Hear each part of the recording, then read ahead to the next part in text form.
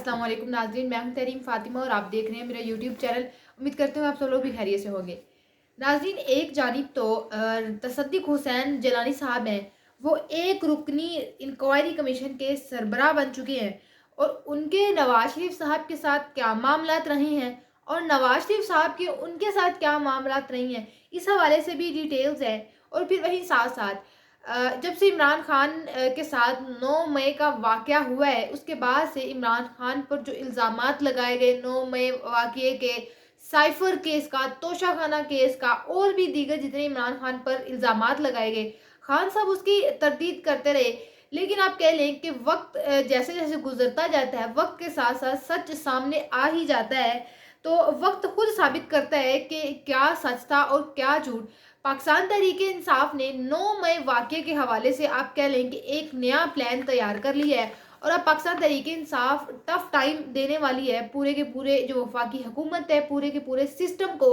और जो 9 मई वाक़या हुआ है, उसकी अब जड़ तक पाकिस्तान तहरीक-ए-इंसाफ जाएगी और सारा मामला हल कर कर बताएगी, क्योंकि अब तक काफ़ी टाइम गुज़र गया 9 मई वाक़ये को।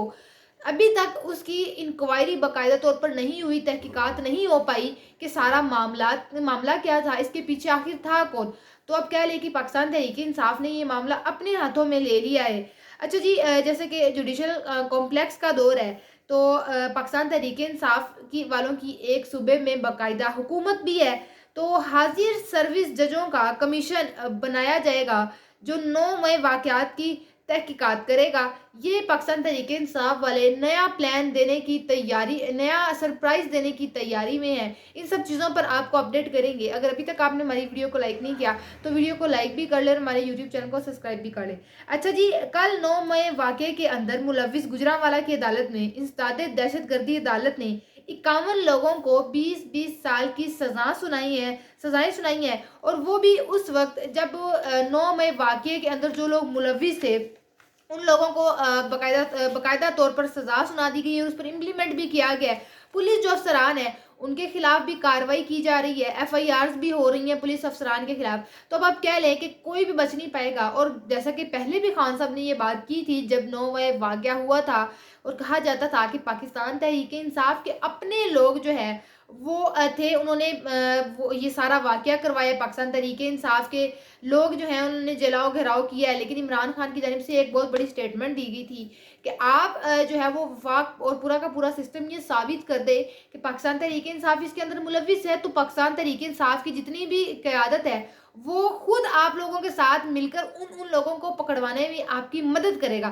खान साहब ने बाकायदा ये डील दी थी। अच्छा जी, अब पाकिस्तान तहरीक-ए-इंसाफ वाले इस हवाले से क्या स्ट्रैटेजी अपनाएँगे? अली अमीन कंडापुर खैबर पख्तूनख्वा के वज़ीर आला हैं, तो वो क्या स्ट्रैटेजी अपनाएँगे, इस पर बात करेंगे। सबसे पहले बात करते हैं पंजाब काबीना इस जो है उसमें तोसी करनी थी। एक चंद रोज़ पहले नवाज शरीफ साहब ने राना सनाउल्लाह साहब को ऐड करना था सीनियर मशीर के तौर पर, लेकिन ये तोसी का मामला फौरी तौर पर रोक दिया गया है। सेनेट इलेक्शन को मद्देनज़र रखते हुए नून लीग ने पंजाब काबीना में तोसी का फैसला किया था। बाज़ वजूहात की बिना पर सूबाई काबीना में तोसी रोक दी गई है। सूबाई काबीना में फौरी किसी को शामिल करने का फैसला नहीं हुआ। राना सनाउल्लाह पहले ही किसी जो है ज़िम्मेदारी का बोझ नहीं उठाना चाहते, उन्होंने पहले ही इनकार कर दिया है। ये सारे मामलात हैं। इससे कबल चंद रोज़ पहले पंजाब कैबिनेट में 5 से 8 वुज़रा और मुआवनीन को शामिल करने की तजवीज़ पेश की गई थी। काबीना में तोसी का ऐलान 7 अप्रैल को होना था, इसको फ़िलहाल रोक दिया गया है। ये सारा मामला है पंजाब कैबिनेट का।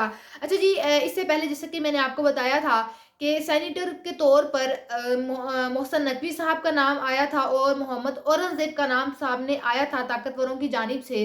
किसी पार्टी के तो है नहीं मोहसन नकवी साहब और मोहम्मद औरंगज़ेब साहब, लेकिन पाकिस्तान की जितनी भी सियासी पार्टियाँ हैं, वो अपने जितने भी सीनियर रहनुमा हैं, उनको सपोर्ट करने के बजाय, उनको वोट डालने के बजाय इन दोनों को वोट देंगी। उनको मोहसन नकवी साहब और मोहम्मद औरंगज़ेब साहब जो हैं उनको सेनेटर बनाया जा रहा है। फैसल वाडा जो हैं वो ना अब एमक्यूएम का हिस्सा रहे हैं और ना ही पाकिस्तान पीपल्स पार्टी का हिस्सा रहे हैं।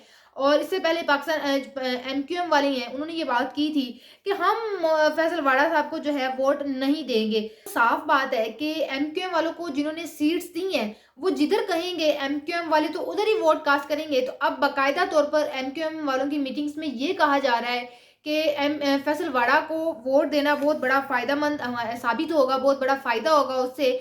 और जैसा कि फैसल वाडा इज़ अ पावरफुल मैन और उनकी ताकतवरों हलकों के साथ एक बहुत ज़्यादा कुर्ब भी है। तो ऐसा कैसे हो सकता है कि उनको वोट ना दिया जाए या उनको आगे ना लाया जाए, और जितनी भी सियासी पार्टियाँ हैं वो अपनी सीनियर क़यादत को, अपने जो सीनियर रहनुमा है सेनेट, जिन्होंने सेनेट के इंतखाबात लड़ने हैं, उनको साइड पर रख कर जो है फैसल वाडा को वोट ना दें। अच्छा जी, तो पाकिस्तान पीपल्स पार्टी वाले हैं, उन्होंने शेर खान सिंध असम्बली को हिदायत की है कि सेनेट इलेक्शन जो है फैसल वाडा को वोट डालें। इससे कबल एमक्यूएम ने भी फैसल वाडा को वोट डालने का ऐलान कर रखा है। बताया गया है कि पाकिस्तान पीपल्स पार्टी को 6 जो एमपीएज हैं उनकी हिमायत मिलने पर फैसल वाडा की जनरल नशिस्त पर जीत भी यकीनी हो जाएगी। फैसल वाडा आज़ाद हैसियत से सेनेट की इंतखाबात पर इलेक्शन लड़ रहे हैं। ये सारा मामला है, आप देख लें कि पहले नवाजा गया सारी सियासी पार्टियों को, अपना फ्यूचर देखा गया कि फ्यूचर में हमें भी इनसे मतलब हो सकता है। तो अब वही है कि अब अपने बंदे सेनेट की नशिस्त के लिए जो है वो खड़े किए गए हैं। उसके लिए फिर बाकायदा दूसरी जमातों को अब ये कहा जा रहा है कि वो अपने जो सीनियर्स रहनुमा है उनको साइड पर रखें और जो हमने बंदे लॉन्च किए हैं उनको वोट दें सेनेट की नशिस्त के लिए। इन सब चीज़ों के अंदर एक जानिब तो ये सब कुछ चल रहा है, फिर वहीं दूसरी जानिब खैबर पख्तूनख्वा वाले जो हैं वो अपने मामलात को लेकर चल रहे हैं। पाकिस्तान तहरीक-ए-इंसाफ वाले, खैबर पख्तूनख्वा के जो वज़ीर आला है अली अमीन गंडापुर, उन्होंने हर मुमकिन कोशिश की है कि वो सिस्टम के साथ चलें, कोऑपरेट करें।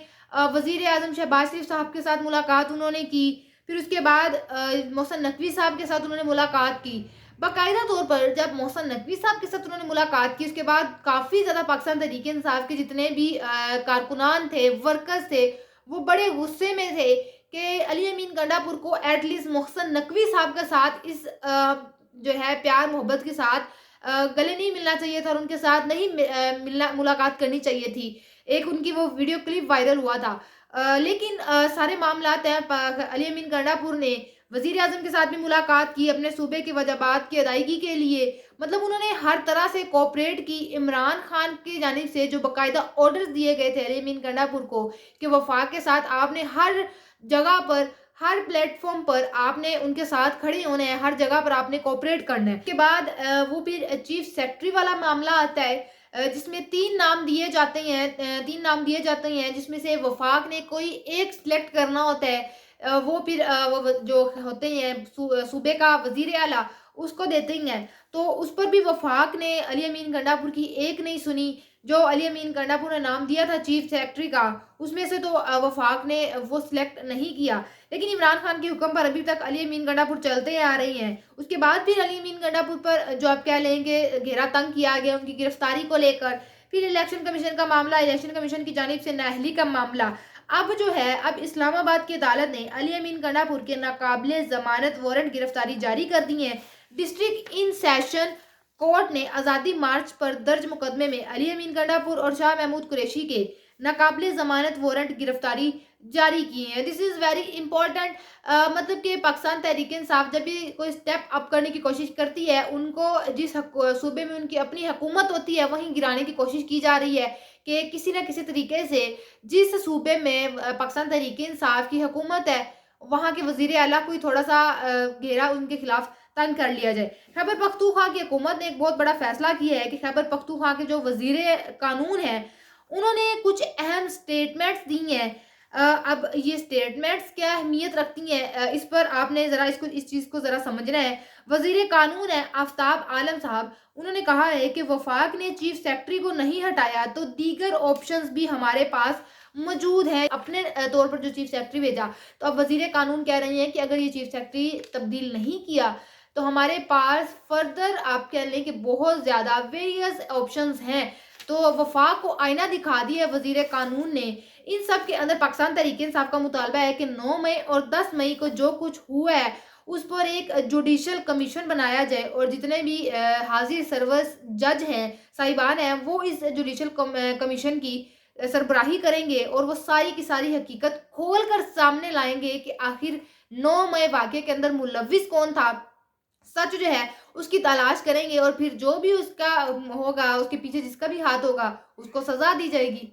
तो अब देखते हैं कि ये मामला किधर जाता है। और पाकिस्तान तहरीक इंसाफ ने खैबर पख्तूनख्वा में से जो आप सरप्राइज़ दिया है, अब ये एक दफ़ा ये 9 मई वाला वाक़या तो ये एक दफ़ा कह लें कि पाकिस्तान तहरीक-ए-इंसाफ वाले सॉर्ट आउट करके ही दम लेंगे। ये जो बार-बार कहा जाता है कि पाकिस्तान तहरीक-ए-इंसाफ वाले ये 9 मई का वाक़या खुद करवा कर हुकूमत पर ब्लेम कर रहे हैं, तो ये मामला चंद दिन तक ये भी मामला हल हो जाएगा। तो ये था हमारा आज का व्लॉग। आपसे इंशाल्लाह मुलाकात होगी अगले व्लॉग में। अपना बहुत सारा ख़्याल रखिएगा। अल्लाह हाफ़िज़।